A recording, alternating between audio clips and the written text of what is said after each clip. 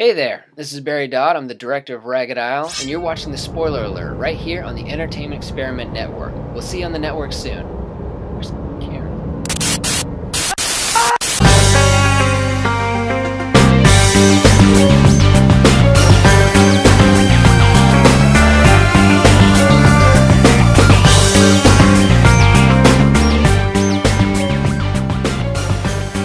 Hey everybody, thank you for joining me once again at the Spoiler Alert. I'm your host, Justin St. Louis. Well, you asked for it and you got it. Today we have a really special double-header episode featuring the mad genius creator Steve Silverman. For the last 3 years, he's been tickling our funny bones with the comedic web series Pretty, and now he's just unveiled a brand new series called The Inn, which is already scaring us out of our wits.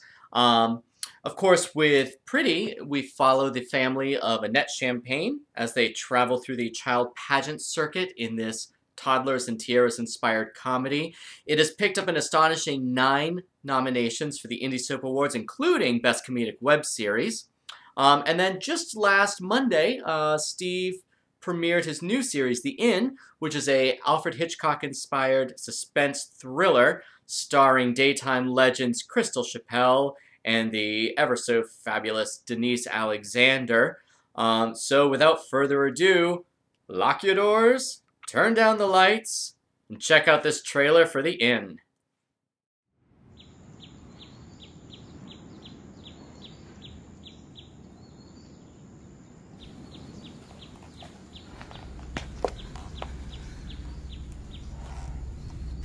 You shouldn't be here.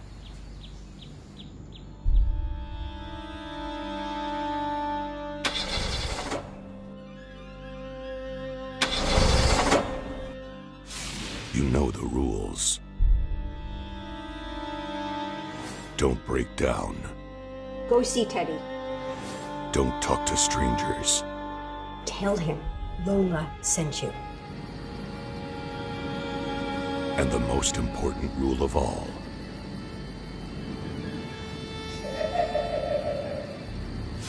Don't I told you shouldn't be here. check.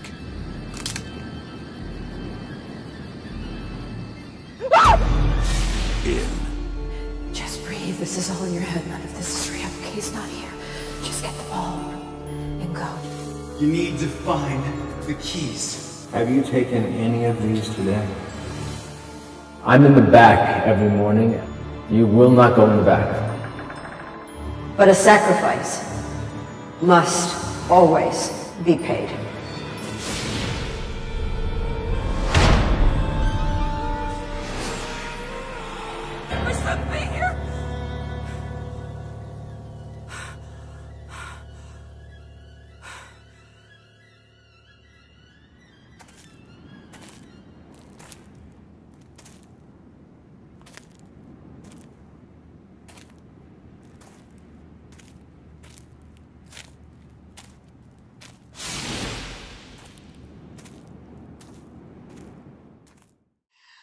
I would like to welcome Steve Silverman, the mad genius behind The Inn and Pretty the series. Steve, how you doing this evening? I'm doing well. It's almost 80 degrees in Palm Springs, California, and I have nothing to complain about. I'm in shorts and a t-shirt, and I didn't have to work today, so the world is good. I think we're in single digits here, and I have the heat cranked up, and I can't get it warm enough over here. Awkward. It is. It's really cold. So today was the premiere of The Inn.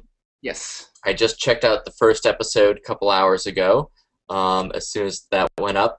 And so the internet is lighting up already. What kind of comments are you getting? It's been great. Everybody's been really happy and spreading the word. And one thing I set up, and it's funny because it's the title of your show, is I said no spoilers for 24 hours. And everybody but 2 people who didn't see the tweet about it has obeyed it. When they saw it, everybody jumped on them and they're like, no spoilers, no spoilers. Because you've seen it in the first, and I can tell you now because it's past, this will be up past there. Yep. Crystal's real-life husband, Michael Sabatino, is the mechanic who is in the third shot, and we did that top secret. I asked him to do it a few weeks earlier before we started shooting, and he said, of course I'll do it. And then, of course, the beautiful people from Divanity, looking so not beautiful, my very good friends Michael, Alexis, and Katie. Wasn't that a fun little cameo? Like, I was so excited to see the three of them wearing flannel and sharing a bowl of oatmeal. Right? We were joking because they're like, what's our motivation? I'm like, you two girls can't decide what you're eating. Michael, you're getting oatmeal. He's like, fantastic. So fans of you who have not had a chance to check into the inn yet, give us a quick premise of what the show is about and what inspired the series. The show is about a woman named Jane who Crystal Chappell plays brilliantly. Jane is a woman whose car breaks down in a small town, and she winds up going into a diner where she's given a tip to go check into the local inn. You will quickly begin seeing in episode 2 that stuff starts happening in the inn that I just said recently. Anyone not in a web series would go sleep in their broken down car and just call it a night. But she, like any damsel in distress, decides to stay at the inn. And it's a story that slowly unravels. I'm a huge Hitchcock fan. You're going to see, I tried my best to match camera angles that he did, styles that he did. We even desaturated all the color by about 45%, so it's not really crisp color. It kind of has that muddy look to it. So we did that on purpose. Mm-hmm. And you'll see elements of gaslight. You'll see elements. There's a huge for those of you who saw the first episode, there's a huge nod to his very first film he ever directed called Rebecca, because the leading character, you never find out what her real name is. And in our first episode, she says her name is Jane, and Denise Alexander says later that's not her name.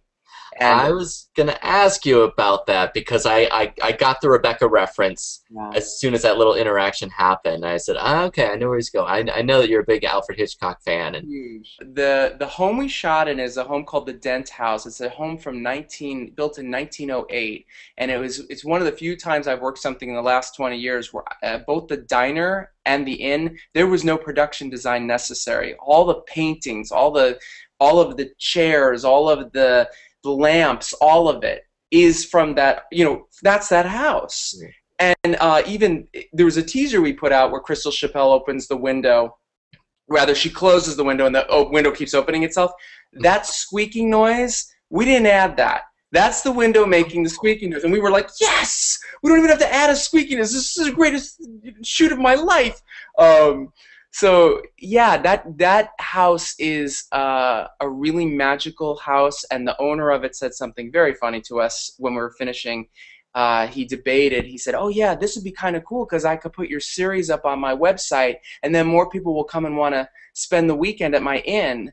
And I was like, "No, I don't really think you want to put our show because I don't think anybody's ever going to spend any time in a room in your little inn again if they see what is going to happen to this woman in your inn." Oh, that's funny. I love, this is going to sound really strange, I love that Jane is a smoker in this. Yeah. And I have to say, I love it because smoking has almost become kind of taboo. Right. But there are people that do smoke, and it does sort of add something to the character.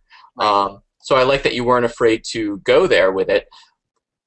How is Crystal as far as the smoking? Because I don't know her. I don't know if she's a smoker or not. But she was fine with it. The Hitchcock women are always dark. There's something dark about the Hitchcock women. They always have a secret. You may not find out what the full secret is, and you don't need to. There's a moment in The Birds where Tippi Hedren, that crazy woman, says to her, she's like, "You did this, you brought them here," and Tippi just slaps her.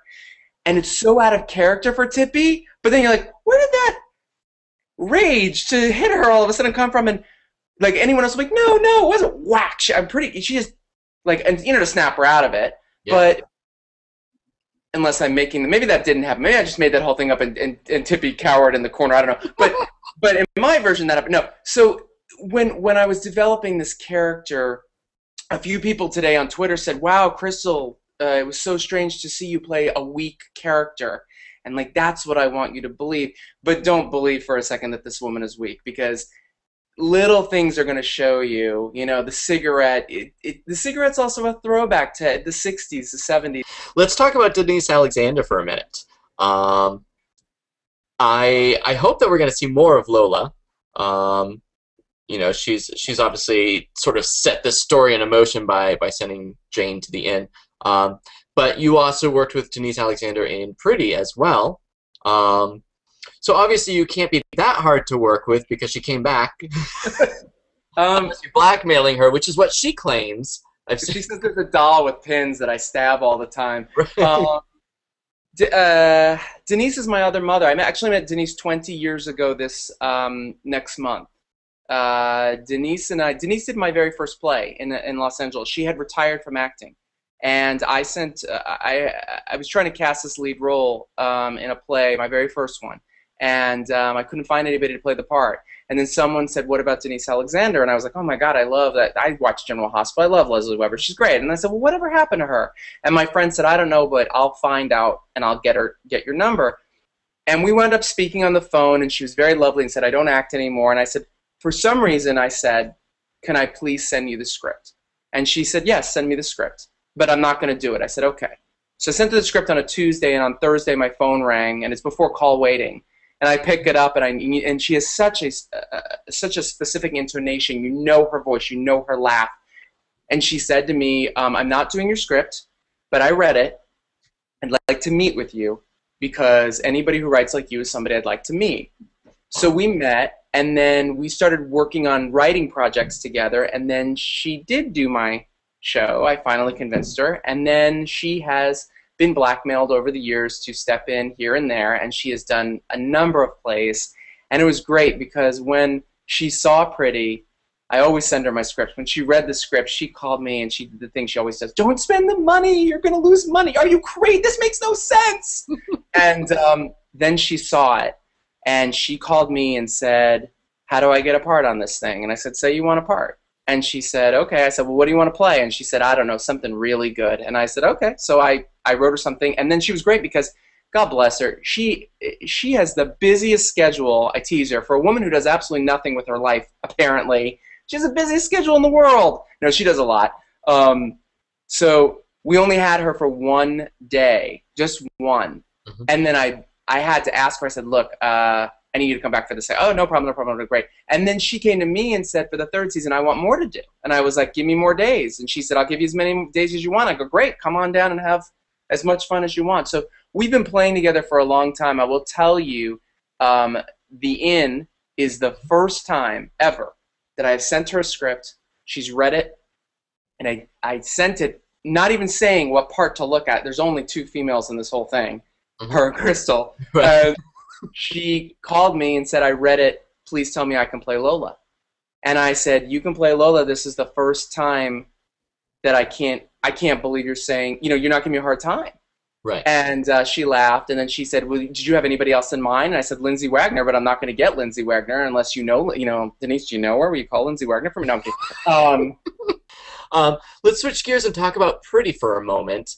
Sure. Because the Indie Soap Awards are right around the corner, and Pretty has been nominated for a staggering 9 awards. It's bullshit. It's bullshit because we're tied this year with 5 or 6 other shows, and last year we had 14, and we led the pack, and that's because my actors didn't act good enough. I try really hard each season with Pretty to not give you the same thing, to elevate the characters, to show you a new side to them. Season 1, it was the Michael and Annette bonding. Right. Season 2, it was Ethan and Annette bonding, and Ethan screwing it up. Mm-hmm. And then Parker coming in trying to fix it and doing worse, and then Michael getting in. And then this last season, it was pretty much Michael was not allowed to go, and he was allowed to go but not do anything. So it was all Rubina and her bonding. So I kind of, try to move the story a little bit so that you don't see the same, toddlers and tiaras every week. So yeah, right. Yeah. And, I'm really sad to see Pretty go, but at the same time, at the end of the 3rd season, I felt really satisfied. And I think that that's a testament to a great web series, is that the whole thing came full circle. I felt like I had the closure that I needed, and you know, and it gives you an opportunity to venture out into new projects such as, you know, The Inn. And well, Steve, I want to thank you so much for taking the time to talk to me tonight. I, really enjoyed the first episode of The Inn. I can't wait to see the rest of this season. Thank you so much, guys. Thank you to all the fans, and thank you to everybody at the Spoiler Alert, and I'll see you in New York. Be sure to watch Pretty at www.prettytheseries.com, and you can check out The Inn at www.theinnseries.com. Also, visit their Facebook pages to get the latest up-to-date information. Make sure you click like. And as always, while you're surfing around the net, why not stop by my Facebook page, or follow me on Twitter, or subscribe to my YouTube channel. And of course, come visit me over at www.entertainmentexperiment.com. You know, it is the first place that you can see brand new episodes of the Spoiler Alert. That's going to do it for this episode. I'd like to thank my guest, Steve Silverman, for joining me. And until next time, I will be watching the web for you. Have a good night.